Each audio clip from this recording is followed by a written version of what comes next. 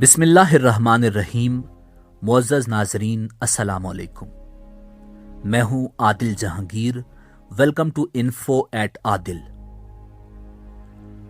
ناظرین، سلطنت عثمانیہ کی بنیاد سن 1299 عیسوی میں عظیم مجاہد ارطغرل غازی کے بیٹے عثمان غازی نے اناطولیہ یعنی موجودہ ترکی میں رکھی اور سلطنت عثمانیہ نے تقریباً 600 سال تک حکومت کی۔ ناظرین، اپنے عروج کے زمانے میں یہ سلطنت 3 براعظموں پر پھیلی ہوئی تھی، یعنی جنوب میں مشرقی یورپ، مشرق وسطیٰ اور شمالی افریقہ کا بیشتر حصہ اس کے زیر نگین تھا۔ اس عظیم سلطنت کی سرحدیں مغرب میں آبنائے جبرالٹر، مشرق میں بحیرہ قزوین اور خلیج فارس اور شمال میں آسٹریا کی سرحدوں، سلواکیہ اور کریمیا سے جنوب میں سوڈان، صومالیہ اور یمن تک پھیلی ہوئی تھی۔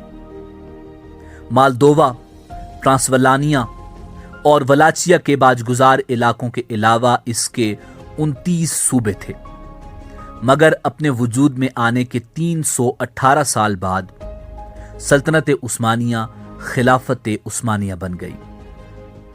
ناظرین، سلطنت عثمانیہ خلافت عثمانیہ کیوں، کب اور کیسے بنی، یہی ہماری آج کی ویڈیو کا موضوع ہوگا۔ مگر آگے بڑھنے سے پہلے اگر آپ ہمارے چینل پر نئے ہیں تو برائے مہربانی ہمارا channel info at Adil subscribe کریں، جہاں آپ کو بالخصوص اسلامک ہسٹری اور بالعموم دنیا بھر کی منفرد معلومات ملتی رہیں گی۔ ناظرین، عثمانی سلطان سلیم اول بلحاظ ترتیب 9ویں عثمانی سلطان اور پہلے عثمانی خلیفہ تھے۔ قسطنطنیہ فتح کرنے والے سلطان فاتح، ان کے دادا اور صوفی منش کہلانے والے بایزید ثانی ان کے والد تھے۔ قریب 36 عثمانی سلاطین میں سب سے ممتاز سلطان سلیمان آل شان المعروف القانونی، جنہوں نے خلافت و سلطنت عثمانیہ کو بام عروج پر پہنچا دیا، سلطان سلیم اول کے بیٹے تھے۔ قریب 30 سال حکومت کرنے کے بعد سلطان بایزید ثانی نے اپنے 8 بیٹوں میں سے شہزادہ احمد کو ولی عہد مقرر کیا، تو چھوٹے بیٹے شہزادہ سلیم اول نے اس بات کو ماننے سے انکار کر کے بغاوت کر دی۔ تخت کے لیے جنگ ہوئی تو سلیم اول فاتح ٹھہرے۔ اپنے بھائی ولی عہد شہزادہ احمد، دوسرے بھائی شہزادہ کخت اور اپنے بھتیجوں کو قتل کروانے کے بعد اپنے والد سلطان بایزید ثانی کو دور ایک یونانی جزیرے پر بھجوا دیا، جہاں سے جلد ہی بوڑھے سلطان کو مرنے پر ہی رہائی مل گئی۔ ناظرین، ان تمام ضروری کاموں سے فارغ ہو کر سن 1512 عیسوی میں سلیم اول نے قوم، ملک اور سلطنت کے وسیع تر مفاد میں سلطان بننا قبول کیا۔ ناظرین، سلطان بننے کے بعد 5 سال بعد جنوری سن 1517 میں سلطان سلیم اول کی ترک فوج نے مصر کی مملوک سلطنت کی جانب توجہ کی۔ قاہرہ اس وقت مسلمانوں کے عباسی خلیفہ المتوکل سوئم کی بدولت دارالخلافہ تھا۔ پھر امت کے وسیع تر مفاد میں کچھ جنگیں ہوئیں۔ خلیفہ متوکل کو قید کر کے استنبول بھیج دیا گیا اور وہ وہاں مرنے سے پہلے قاہرہ والی خلافت بقول استنبول والوں کے انہیں اپنی مرضی سے ہینڈ اوور کر گئے۔ ویسے بھی ٹیک اوور کے بعد ہینڈ اوور آسان ہوتا ہے۔ ناظرین، اسی دوران قاہرہ میں آخری مملوک سلطان تومان بے دوئم کے ساتھ وہ کیا گیا جو ایک سلطان ہی دوسرے سلطان کے ساتھ کر سکتا ہے۔ ترک سلطان سلیم اول نے مصری سلطان تومان بے دوئم کا سر کٹوا کر قاہرہ کے داخلی دروازے پر لٹکا دیا۔ ناظرین، مملوکوں کی شکست کے بعد تقریباً 6 صدیاں پہلے بغداد سے قاہرہ منتقل ہونے والا دارالخلافہ استنبول امپورٹ ہوا۔ سلیم اول نے خادم حرمین شریفین ہونے کا اعلان کیا اور مکہ، مدینہ، اردن، شام، فلسطین اور حجاز سمیت ہزاروں مربع میل کا علاقہ پکے ہوئے فروٹ کی طرح سلطان کی گود میں آ گرا۔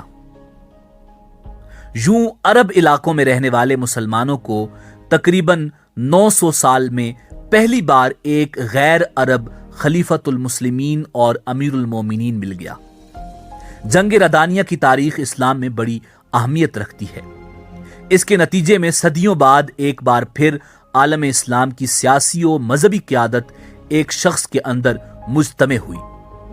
گو آل عثمان سلطان مراد اول کے زمانے سے ہی خلافت کے دعوے دار رہے تھے، مگر اب یہ دعویٰ ایک اٹل حقیقت میں تبدیل ہو چکا تھا۔ سلطان سلیم آخری عباسی خلیفہ کو گرفتار کر کے اپنے ساتھ قسطنطنیہ لے آیا۔ پایا تخت میں ایک تقریب منعقد کی گئی جس میں عباسی خلیفہ سلطان سلیم اول کے حق میں دستبردار ہو گیا، اور اس علامت کے طور پر اس نے رسالت مآب صلی اللہ علیہ وسلم کی تلوار آل عثمان کے حوالے کر دی، اور سلطان سلیم اول، جنہیں سلیم یاوز بھی کہا جاتا ہے، پہلے عثمانی خلیفہ اور خادم حرمین شریفین بن گئے۔ ناظرین، اگلے 300 سال تک ڈی این اے، موروثی جائیداد، محل، کنیزوں، سونے چاندی کے انبار اور عظیم الشان سلطنت کے ساتھ ساتھ خلافت بھی نسل در نسل منتقل ہوتی رہی۔ سلیم اول کے بعد 25 عثمانی سلاطین یا خلفاء یکے بعد دیگرے آئے۔ اگر ارطغرل غازی کے بیٹے عثمان غازی نے سلطنت عثمانیہ کی بنیاد رکھی تھی، تو بایزید کے بیٹے سلیم اول نے خلافت حاصل کر کے اس سلطنت کی عمر میں تقریباً 4 صدیوں کا اضافہ کر دیا۔ ناظرین، خلافت سنبھالنے کے بعد سلطان سلیم اول نے ہندوستان پر بھی توجہ دی، جہاں ان دنوں بابر مغلیہ سلطنت کی داغ بیل رکھ رہا تھا۔ سلطان سلیم نے شروع میں ایرانی صفیوں کے خلاف ماز بنانے کے لیے بابر کے دشمنوں کا ساتھ دیا، تاہم سلیم اول نے 2 سال بعد بابر کی طرف توجہ دی اور اس کو اپنی اطاعت قبول کرنے اور خلافت کو قبول کرنے کا پیغام بھیجا، جسے ظہیر الدین محمد بابر نے رد کر دیا۔ اس کے بعد کبھی عثمانیوں کی جانب سے مغلوں کو خلیفہ کی اطاعت کا نہیں کہا گیا۔ شاید ترکین نسل ہونے کا مغلوں کو فائدہ ہو گیا۔ خلیفہ بننے کے 3 سال بعد سلطان سلیم اول کی وفات ہو گئی۔ سلطان بایزید دوئم اور سلطان سلیم اول آج استنبول میں اپنے اپنے نام سے موسوم مساجد کے احاطوں میں خاموشی سے دفن ہیں۔ ناظرین، تقریباً 400 سال تک خلافت آل عثمان کے پاس رہی۔ اس طویل زمانے میں کسی دوسری طاقت نے ان کے حق خلافت کو چیلنج نہیں کیا، مگر دوسری جنگ عظیم میں ترکوں کی شکست کے بعد ترک گریٹ اسمبلی نے 3 مارچ سن 1924 کو خلافت کا باضابطہ طور پر خاتمہ کر دیا۔ علامہ محمد اقبال نے اس موقع پر کہا تھا کہ چاک کر دی ترک ناداں نے خلافت کی قبا، سادگی مسلم کی دیکھ اوروں کی عیاری بھی دیکھ۔ ناظرین، اسی امید کے ساتھ آپ سے اجازت چاہیں گے کہ آپ کو ہماری ویڈیو پسند آئی ہوگی۔ ملتے ہیں بہت جلد ایک نئی ویڈیو میں۔ اللہ رب العزت آپ کا حامی و ناصر ہو۔